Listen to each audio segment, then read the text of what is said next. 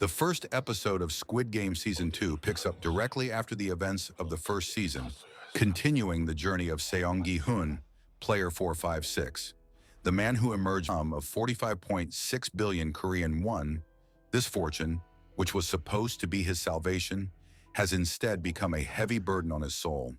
The opening scenes paint a vivid picture of a man who seems like a prisoner in the guise of a wealthy man.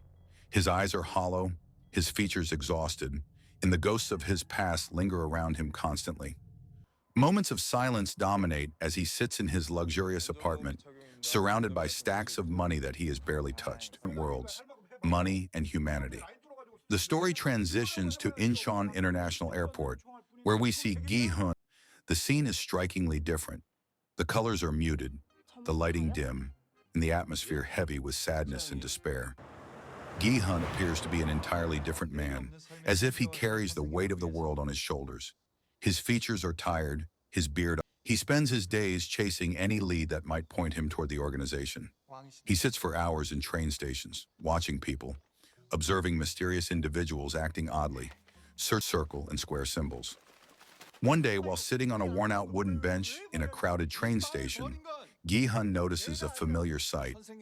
A man in a formal suit, carrying a leather briefcase, approaching a young man who looks poor and desperate.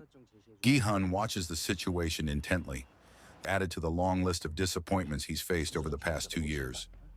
In his desperation, Gi-hun turns to Mr. Kim, the man who once chased him relentlessly in Season 1. The man who was once a nuisance has now become a partner and ally. Using a small portion of his winnings, Gi-hun hires Mr. Kim and his small team of men to search every train station and every corner of the city. The man appears nervous, glancing around as if aware someone might be watching him. Gi-hun and Mr. Kim observe him from a distance, waiting for the right moment to make their move. But before they can approach, the recruiter takes out his phone and speaks quickly to someone on the other end. Moments later, he slips into a dark alley and disappears into the shadows. Gi-hun sprints after him, his heart pounding, but when he reaches the alley, he finds symbols: the triangle, circle, and square. The camera lingers on Gi-hun's face for a few moments, showing a mix of anger and despair in his eyes. He realizes he's taken a step closer, but the road ahead is still long and perilous. The questions begin to haunt him.